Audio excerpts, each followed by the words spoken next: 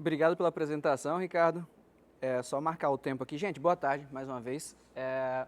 Eu vou falar sobre neuromodulação na recuperação de atletas. Estava comentando ali com o professor Eduardo que, interessantemente, a banca ficou muito bem casada, que a gente tem um aspecto nutricional, né?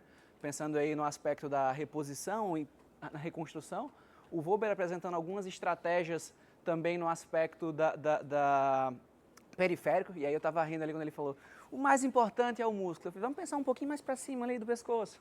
Né? E eu vou falar um pouco sobre a atuação, que foi um ponto que ele mencionou, sobre o papel do sistema nervoso central nisso tudo. Tá? Então, primeiro, só falando um pouquinho da relação entre o papel do sistema nervoso central no desempenho físico, a fadiga muscular ela é caracterizada pela redução induzida pelo exercício físico na capacidade de um músculo de gerar força ou potência. Tá? E isso vai ter um papel importante tanto nas atividades que a gente realiza no dia a dia, nos exercícios físicos voltados para a saúde, para o fitness, quanto, obviamente, para o desempenho esportivo. Não sei se alguém aqui é ou foi atleta ou trabalha com atletas de alto rendimento, mas não apenas nesse cenário. Em outros cenários, como as atividades de vida diária e alguns quadros caracterizados por fadiga crônica, isso também vai ter um papel importante. E os mecanismos relacionados a esse fenômeno, eles têm sido estudados aí ao longo de vários anos. Bom, embora classicamente a fadiga muscular tenha sido atribuída a aspectos periféricos como fatores que acontecem no próprio músculo em si, como o acúmulo de lactato e íons H+, atualmente ele é bem aceito de que a fadiga ela pode ser tanto devido a fatores periféricos, que seria a fadiga decorrente de fatores relacionados ao músculo em si, ou posteriores à junção neuromuscular, assim como também pode ser ocasionada por fatores centrais, chamado de fadiga central, que seria a fadiga que acontece devido à alteração no sistema nervoso central, que se torna incapaz ou estimula inadequadamente os músculos a se contrair, tá? E esses dois fenômenos eles vão interagir e influenciar o exercício nas mais diversas formas. Bom, sabendo que o sistema nervoso central vai desempenhar um papel importante nesse processo, existe uma série de regiões cerebrais aí que apresentam um envolvimento importante nesse cenário. Então a gente tem, obviamente, o próprio córtex motor, né, aqui em azul, o córtex sensorial, o cerebelo, né, outras regiões mais profundas, e uma região bastante importante nesse cenário é o córtex pré-frontal, que é essa região marcada aqui em laranja, amarelo, o que quer que seja isso, a região mais frontal do nosso cérebro, que vai ter um papel super importante no processamento de basicamente todas as informações provenientes do nosso ambiente interno e externo e efetivamente tomar decisões do que deva ser feito. Bom, e aí só para contextualizar, por mais que no geral diferenças muito pequenas elas pareçam não ter grandes efeitos, quando a gente fala em esporte de alto rendimento, algo que no dia a dia parece ser pouco, ele tem um impacto muito importante. Esse estudo do Christensen, em 2017, ele analisou provas olímpicas, a gente está falando de esporte de alto rendimento na maior finesse, com durações de 40 segundos até 8 minutos, e eles verificaram que uma diferença de menos que 1% alteraria as posições no pódio. Então, o prata viraria ouro, o quarto lugar viraria bronze. Então, imagina o quanto isso pode ter um impacto do ponto de vista de carreira esportiva, de atingimento esportivo. Tá? Menos que 1%, gente. Então, nesse cenário, a busca por agentes ergogênicos, que seriam aí fatores que poderiam promover essa melhora adicional, além do que o treinamento físico já promoveria, eles são altamente procurados. E aí o nosso querido Rodrigo que falou muito bem sobre alguns desses fatores. No geral, são relacionados a aspectos nutricionais, mas todo mundo em busca do que seria aí esse espinafre do Popeye que traria esse efeito adicional na performance.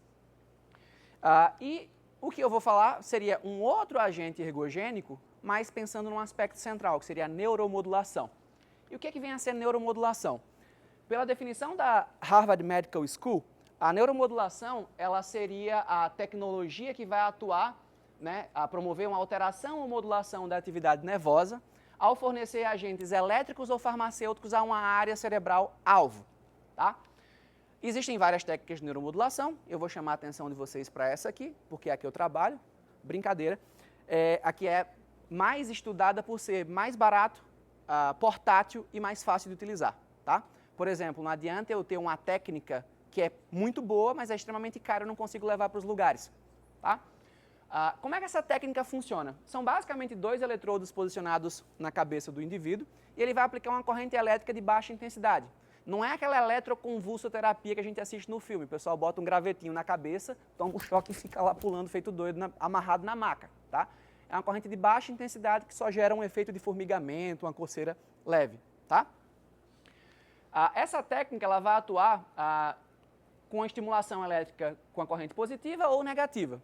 E o que essa corrente faz basicamente é alterar o padrão de excitabilidade dos neurônios. Então, a corrente anódica vai tornar o neurônio mais excitável, ou seja, mais fácil de disparar, e a corrente catódica vai gerar o efeito oposto, menos excitável, tá? Mais difícil de disparar.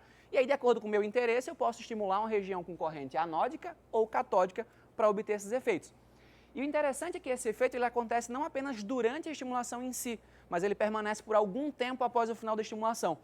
Dependendo dos parâmetros, pode durar aí de 90 minutos até 24 horas, o que deixa uma janela de intervenção bastante interessante, para usar, por exemplo, antes de uma sessão de treino, antes de uma competição. Tá? E aí vocês podem estar se perguntando, bom, mas será que isso tem efeito realmente no desempenho?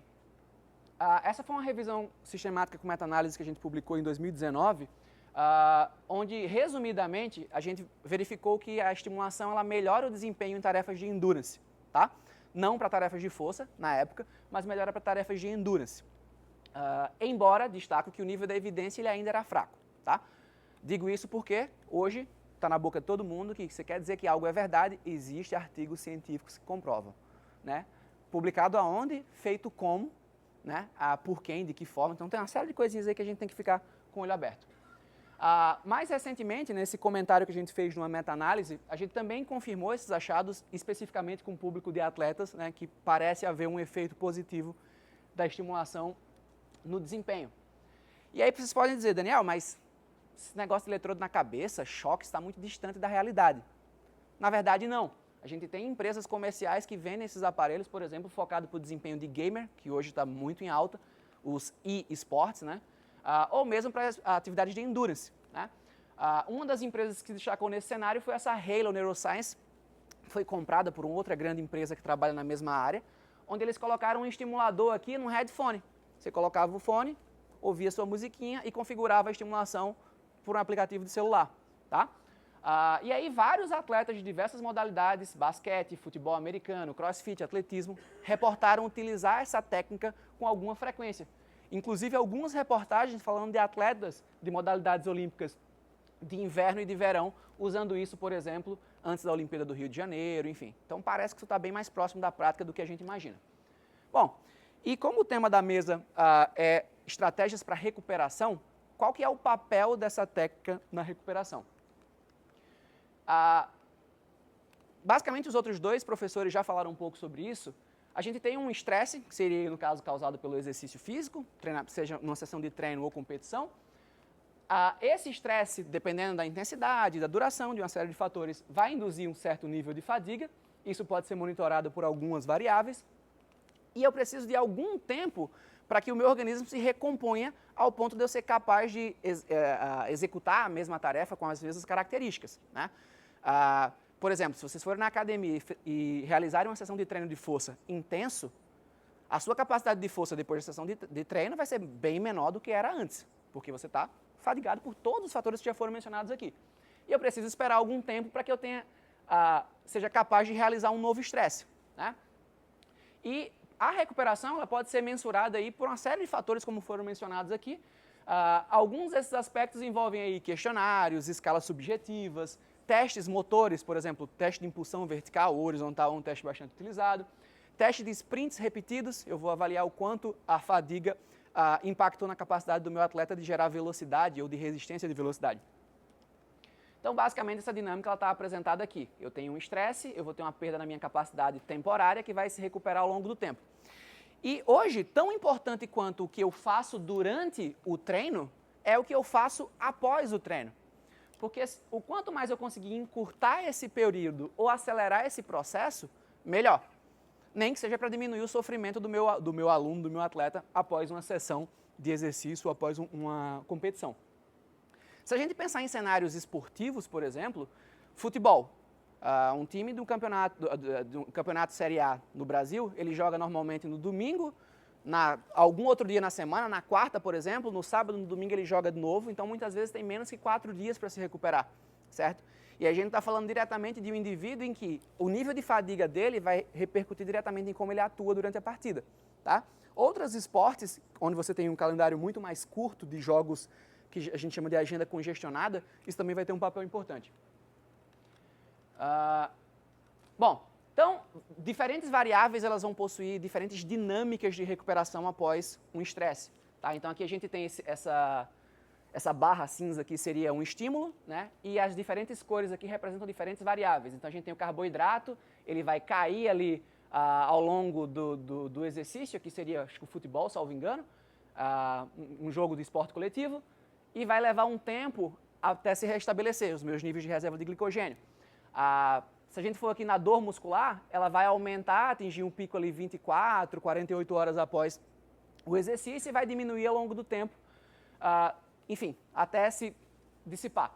A inflamação, a gente tem um aumento ali após o jogo e vai se dissipando aí ao longo do tempo. Então, diferentes variáveis possuem diferentes dinâmicas, tá? E aí, obviamente, dependendo do quando eu coloco aqui a minha próxima sessão de treino ou minha próxima partida, né, minha próxima competição, eu posso estar sendo altamente influenciado por esses fatores, certo? Bom, e qual que seria o papel da neuromodulação nesse aspecto? A gente falou aqui sobre reposição de carboidrato, reposição de proteína, enfim, fotomodulação e uma série de outros fatores. A crioterapia, né, a imersão em água fria, ficou bastante famosa, né, muita gente descendo lá naqueles tamborezinhos. Nunca teve tanta venda de tambor quanto nos últimos tempos, aqueles tambores azul, né? Então, como é que a gente poderia intervir utilizando a neuromodulação? Então, vou apresentar 3 estudos para vocês que a gente publicou nos últimos anos sobre o uso dessa técnica. Então, esse primeiro estudo foi realizado com o time da Série A do Campeonato Brasileiro Feminino, tá? Então, foi um estudo encabeçado pelo professor Alexandre Moreira, que é da USP. Então, nesse estudo, as atletas realizavam a partida oficial do Campeonato Brasileiro. No dia seguinte, elas realizavam uma avaliação antes de receber a estimulação. E a avaliação era basicamente por um questionáriozinho simples de bem-estar e um questionário de percepção de recuperação. Após isso, elas recebiam a estimulação e faziam uma sessão de treino regenerativo, como o pessoal do futebol fala. Basicamente composto por exercício leve, alongamento, massagem, tá? No dia seguinte, então 48 horas após o jogo, elas eram avaliadas normalmente bem-estar e recuperação, tá? Então eram 13 jogadoras, aqui estão as características delas, 4 jogos oficiais do Campeonato Brasileiro Feminino Série A1, e nessa temporada que o estudo aconteceu, elas foram campeãs brasileiras, então eram realmente atletas de elite. Essas aqui são as escalas, a percepção de recuperação é parecida com a escala de Borg de 6 a 20, né? Só que ao invés de dizer o meu nível de esforço, eu digo o meu nível de recuperação. Quanto mais baixo o valor, pior a minha recuperação, quanto mais alto o valor, melhor a minha recuperação. Tá? Isso é algo bastante prático de ser utilizado. E a outra é o bem-estar. São 5 perguntas, basicamente, que eu vou dar um valor de 1 a 5. Quanto mais baixo, pior. Então, por exemplo, fadiga, nível de estresse, sono, qualidade do sono, humor e dor muscular.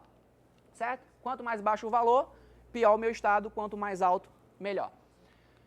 O que foi verificado nesse estudo? Bom, se a gente der um tempo após o exercício, é esperado que melhore, certo? A recuperação vai acontecer naturalmente. Vocês estão comigo, sim ou não? Como eu falo nas aulas, quando ninguém fala nada, ou todo mundo está entendendo tudo, ou não está entendendo nada. Sim ou não, gente? Sim. Ok. Se eu não fizer nada, eu já vou me recuperar com a passagem do tempo. Então, a ideia aqui é que isso acelerasse esse processo. O que foi que aconteceu? Então, como esperado, eu tive uma melhora do bem-estar, né, e da minha percepção de recuperação do dia posterior ao jogo para 48 horas depois, certo? Então, isso aconteceu de acordo com o esperado. Para o bem-estar, particularmente, quando elas receberam estimulação cerebral focada no córtex pré-frontal, a recuperação delas melhorou mais do que no dia que elas só receberam estimulação placebo. A gente engana as pessoas, tá? Por quê? Porque senão se eu vou lá e coloco um eletrodo na sua cabeça e digo que eu vou usar aquilo e parece que aquilo funciona, a fé tem um poder grande. E só por acreditar que aquilo funciona, pode ser que funcione. Então a gente precisa enganar essas pessoas, tá? Faz parte dos protocolos de pesquisa.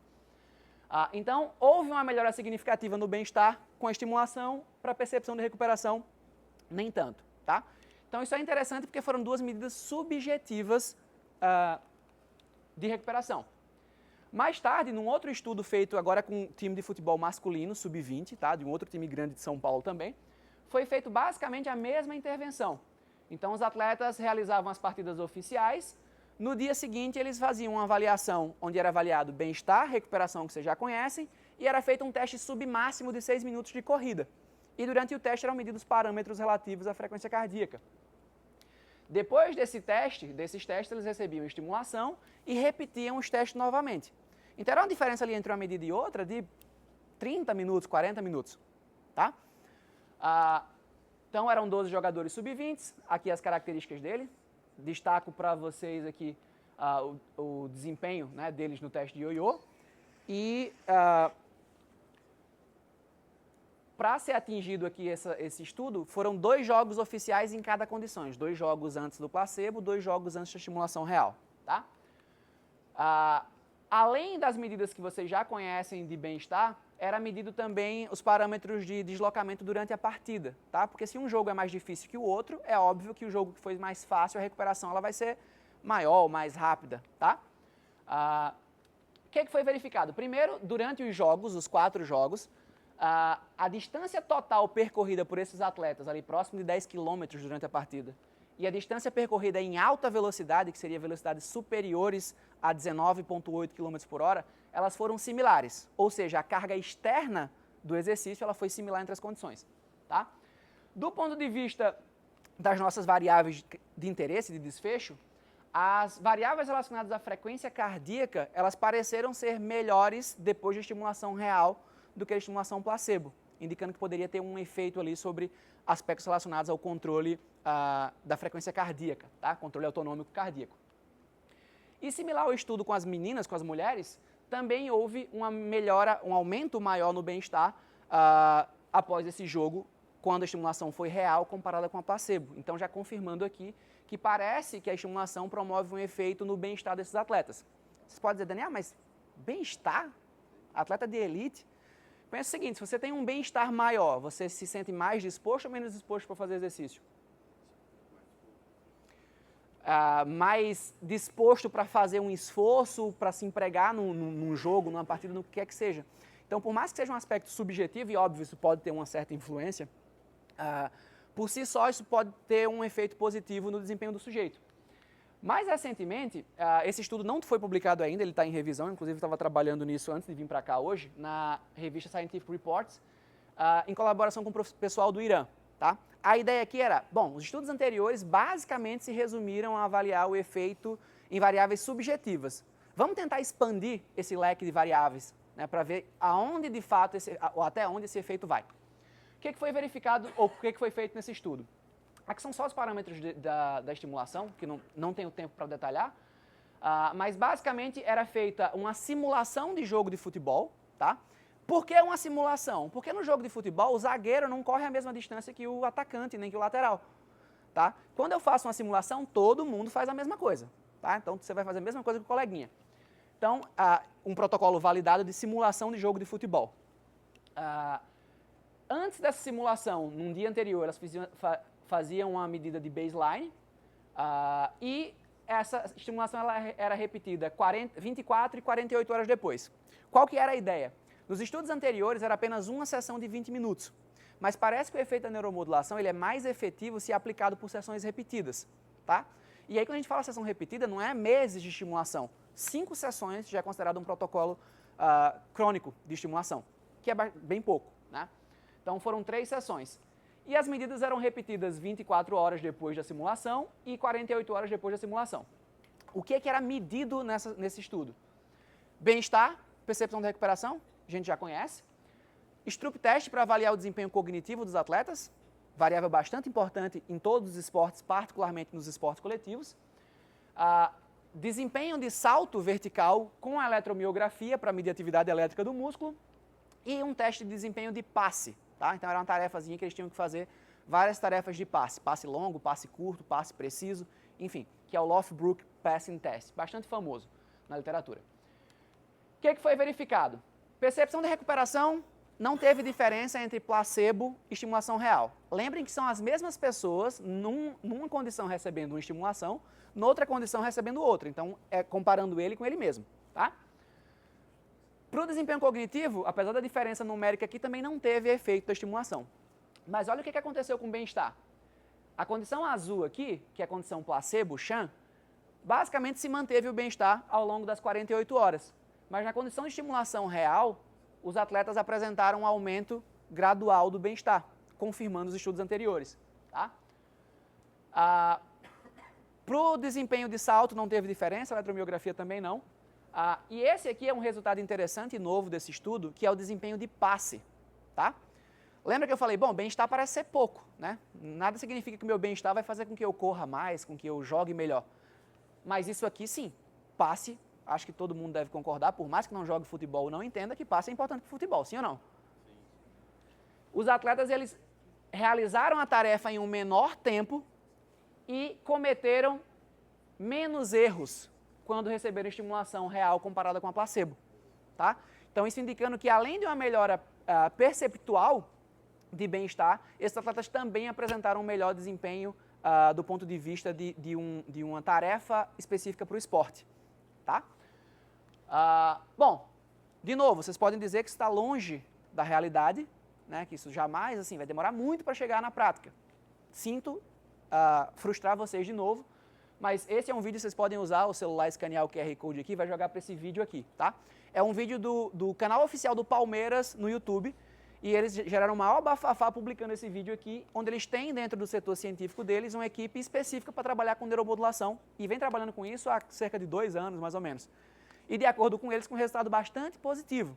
E aí o Palmeiras, enfim, vocês podem gostar de futebol ou não, podem concordar ou discordar, acho que devem concordar que é um dos times grandes aqui no Brasil, né, pela quantidade de títulos, etc e tal. Não tem mundial, mas isso não vem ao caso.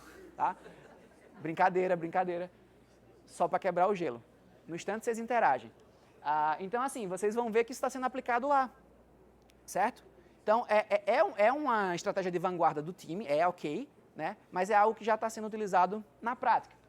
Para finalizar a minha fala, as minhas considerações finais é, primeiro, que a estimulação ela apresenta um potencial efeito ergogênico no desempenho e potencialmente na recuperação, tá? Mas o meu papel para dizer para vocês aqui é que o nível de evidência disponível até o momento ela é de baixa qualidade, tá? A gente precisava voltar para a metodologia da pesquisa para entender o que seria a qualidade do estudo. O efeito da ETCC na recuperação é um campo novo de estudo e ainda muita coisa precisa ser esclarecida, certo? E independentemente do desfecho, entender melhor qual que seria o real efeito da estimulação, para quem que ela funciona, sob qual circunstância e quando ela funciona, tá? Então, essa é a minha mensagem para vocês. A ideia é mais ampliar os horizontes de vocês, pensando numa perspectiva de intervenção voltada no sistema nervoso central. Essa é uma foto do nosso grupo de pesquisa, pelo menos parte deles, com um intruso aqui, que é o Neuromove, o grupo de neurociência do exercício humano. E aqui são as redes do grupo e os meus contatos, e fica à disposição para as perguntas que vocês possam vir a ter. Muito obrigado.